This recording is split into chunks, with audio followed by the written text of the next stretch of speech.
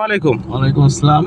কেমন আছেন ভাই? আলহামদুলিল্লাহ, আপনি কেমন আছেন? আলহামদুলিল্লাহ। তো আপনি এখন কি করতেছেন একটু? এখন আমাদের হাসান ড্রাইভার সাহেব, ড্রাইভার যারা স্টারিং গাড়ি চালায় তাদেরকে ড্রাইভার সাহেব বলতে হয়, যেহেতু আমাদের হাসান আমাদের শিষ্য, এখন তাকে ড্রাইভার সাহেব বলতে হবে।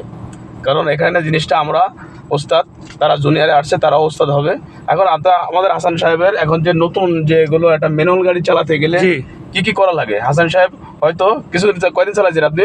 আমি 6-7 দিন চালাইছে। এখন হাসান সাহেব কি করবে, তার যে পিছনের সিটটা কি করবে, সে সামনে আগায় নিয়ে কি ওই স্টার্টিং সিটটাকে ঠিক করতে হয়, সেইভাবে সেই সিটটা হাসান সাহেব ঠিক করে। এখন আপনি পাটা সোজা করে নামান, অ্যাক্সিলেটারতে সরান, ব্রেকতে সরার পরে আপনি বাম হাত এখানে থাকবে, আর ডান হাতের এখানে দেখেন আপনার নিচে ডান পার নিচে ডান পার এই যে কবজার ভিতরে লকটা উঁচু করে আপনি ফুল বডিটা সামনে ঠেলা দেবেন, দেন আপনার সিটটা ওটা উঁচু করে দেন। দেখছেন কত সুন্দর আপনার, কত সুন্দর আপনার সিটটা কি হলো, লক হয়ে গেল। এবারে আসছে আপনার অ্যাডজাস্টিং করতে হবে, সিটকে বসা, স্টার্টিং কে সোজা রাখা, আপনার পা সেট করে ফেলেন। ম্যানুয়াল গাড়ি চালাতে গেলে আপনাকে যে ক্লাচ, অ্যাক্সিলেটার, যে ব্রেক, আপনি ক্লাস পড়ান, ক্লাসটা কোথায়? ক্লাসটা কোথায়? আপনার ক্লাসটা কোথায়? এই যে ক্লাস পাড়া দিয়েছি জানে না ভাই? ভাই, আর অ্যাক্সিলেটরটা?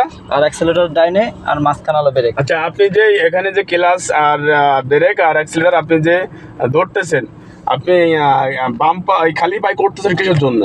খালি পায়ে হলো আমার মনে করেন যে আমি যেই জুতোটা পরে আসছি, এটা ওস্তাদে বলছিল যে এই জুতোগুলো পরলে হয় না। হ্যাঁ, এটাই লাগবে হলো জুতো, আর না আপনার হলো শো জাতীয় স্যান্ডেল, না শো জাতীয় কেস জাতীয় হইলে আপনাকে পাড়াস ফিটিং থাকবে। আচ্ছা, আমি একটা প্রশ্ন করি, ক্লাস আর অ্যাক্সিলেটর এর সম্পর্কে কিছু বলেন। এটা ক্লাস দিয়ে কি করে? কাজ হলো আপনার মনে করেন যে গিয়ার পাল্টানোর সময়, তারপরে আপনার অ্যাক্সিলারেটরের কাজ হলো গাড়ি স্পিড বাড়ানো কমানো পিকআপের জন্য। আচ্ছা, ঠিক আছে। অ্যাক্সিলেটর বোর্ডে।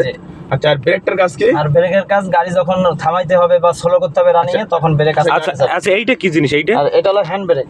যখন আপনি মনে করেন যে গাড়ি দাঁড় করায় বেরোয় যাবেন, এখন যদি জাম না দেন চাক্কায়, তাহলে তো আপনার সামনের পিছ আপ ডাউন করবে। এজন্য ওস্তাদ বলে দিয়েছে যে এটা হলো হ্যান্ড ব্রেক দিলে গাড়ি আর ধরে। আচ্ছা, ঠিক আছে, আপনি একটু চালান শুরু করেন তাহলে। আপনি এখন কি করবেন হাসান সাহেব? এখন হলো আমি ক্লাস পাড়ায়, এখন তো নিউট্রাল আছে গাড়ি, ক্লাস পাড়া দিয়ে আপনার মনে হয় ফুল ক্লাস চাপে, গিয়ার আমি একে দিয়ে, এখান থেকে আমি যেটা বলি, আপনি এখন তো আপনার ক্লাস করা হয়েছে 5 থেকে 6টা ক্লাসের ভিতরে হয়েছে, দারুণ শিখছেন, আমি সুন্দর শিখছেন, কিন্তু কিছু বোল আপনার আছে, এই বোলটা আপনি এখন গাড়ি রান করতে গেলে আপনার কি করতে হবে, বাম পাটা ফুল পাড়াতে হবে, আমাদের হ্যান্ড ব্রেকটা নামাতে হবে।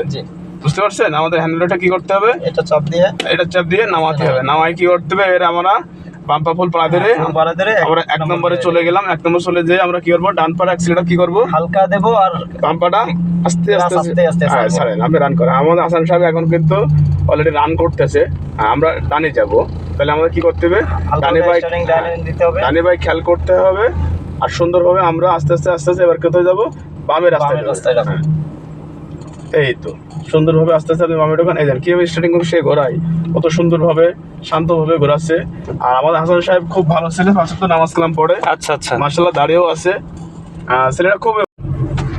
আসলে দেখেন, এই আমাদের হাসান সাহেব, ড্রাইভারকে সাহেব বলতে হয়। হ্যাঁ, আমাদের হাসান সাহেব কিভাবে সুন্দরভাবে সে রান করতেছে, কিংবা সে কিভাবে চালাচ্ছে। হাসান সাহেব, আপনার অনুভূতি বলেন। আমার অনুভূতি খুব সুন্দর। আমি যখন, বিশ্বাস করেন, যখন ভর্তি হয়েছি ওস্তাদের কাছে, আমি ভাবছি যে আমি মনে হয় পারবো না, আমার দ্বারা হবে না। আচ্ছা, আমি কিছুই পারতাম না, কিন্তু ওস্তাদ যেভাবে শিখাই দিয়েছে, এখন আমি মনে করেন যে আল্লাহর মধ্যে খুব ভালো পারি। আমার কিন্তু বেশি দিন হয় নাই। আচ্ছা, তারপরে আমার কনফিডেন্স, আমি মাঝে একটা গাড়ি রাস্তায় চালাইছি, রূপসা ব্রিজ থেকে 0 পর্যন্ত আইছি। আল্লাহর মধ্যে আমার নিজের মনে হচ্ছে যে আমি নতুন না, ঠিক আছে, এত সুন্দর হয়েছে। এজন্য ওস্তাদকে আমার ধন্যবাদ জানাতে হয় যে আমি এত অল্প সময় শিখে যাবো, আমি এটা বুঝতে পারি। আচ্ছা, তো দর্শক, এত সুন্দর ভিডিও আপনাদের আশা করি ভালো লেগেছে। আপনারা অবশ্যই আমাদের চ্যানেলটি সাবস্ক্রাইব করুন, খুলনা ড্রাইভিং স্কুলের সাথে থাকুন। আর এরকম ভালো ভালো ভিডিও আমরা প্রতিনিয়ত আপলোড করব আমাদের ওস্তাদ, অর্থাৎ আমাদের এই যে খুলনা ড্রাইভিং স্কুল এর পরিচালক সাহেবের নেতৃত্বে। তো আচ্ছা, আসান সাহেব, এই যে আপনাদের যে টিচার, আপনাদের ব্যবহার, কিংবা আমাদেরকে আপনাদের সাথে কি কোনো আর তাদেরকে সুন্দরভাবে ব্যবহার করে না, কোনো দেশ দিয়ে ব্যবহার করে? সত্যি কথা বলতে কি, প্রথম দিন যখন আসছে, তারপর থেকে উনি যেরকম ব্যবহার করছে, মনে করেন যে আপন বড় ভাই থাকলে বা বড় আঙ্কেল টাঙ্কেল কেউ থাকলে যেরকম ব্যবহার করে ওরকম। আসলে মূল বিষয় কি আমি বলি ভাইকে, আমরা তো ইসলামিক প্রোগ্রাম করি, মাহফিলে যাই, তো একটা ড্রাইভার অর্থাৎ একটা ভাইকে তারা সে আমাদের ড্রাইভার না, সে আমাদের ভাই। জি, জি। তো তাকে আমরা মাহফিলে নিই, মাহফিলে যে এবং ওইটা আমাদের যারা দাওয়াত দেয় তো তারা তার জন্য প্রশংসা করে যে ভাই খুবই ভালো মানুষ। তো আপনারা এবার বোঝেন যে হুজুর অর্থাৎ ইসলামিক মাইন্ডরা যদি তাকে পছন্দ করে ফেলে তাহলে আর কি আর লাগে। বাকি 5 ওয়াক্ত নামাজ পড়ে এবং খুবই ভালো অমায়িক। তো এখানে তো আপুদের ব্যবস্থাও আছে শিকারের নাকি? জি, আমাদের এখান থেকে আমাদের এই যে গেল মাসে, এই মাস তো শেষ হয়ে গেছে, এই সামনের মাসে আমাদের 5 জন ছিল, তারা সুন্দরভাবে শিখে গেছে, অনেকে বাইরে কান্ট্রিতে চলে গেছে। আর আমার যে ছাত্রগুলো আসে প্রায় সবাই বাইরে কান্ট্রিতে যায়। বাইরে কান্ট্রিতে যাওয়ার উদ্দেশ্য কারণ হচ্ছে, কারণ বাইরে কান্ট্রিতে যখন যাওয়া হয়, কারণ বাইরে কান্ট্রিতে কোনো ড্রাইভার পাওয়া যায় না, কিংবা ড্রাইভার বেতন দিতে গেলে অনেক ব্যয়বহুল। হ্যাঁ, রাইট। কারণ আমাদের বাংলাদেশে যারা ড্রাইভিং শেখে, মানে আমাদের খুলনা ড্রাইভিং স্কুল থেকে যারা ড্রাইভিং শেখে, তারা হচ্ছে আপনার বাইরে কান্ট্রি যায়, কেউ সরকারি চাকরি করে, যেমন তার নিজের গাড়ি চালায়, কেউ চাকরি করে। কথা হচ্ছে আমরা এখানে সুন্দরভাবে তাকে বোঝাই। আর আমাদের পেজটাই অবশ্যই আপনারা ফলো করবেন, খুলনা ড্রাইভিং স্কুল।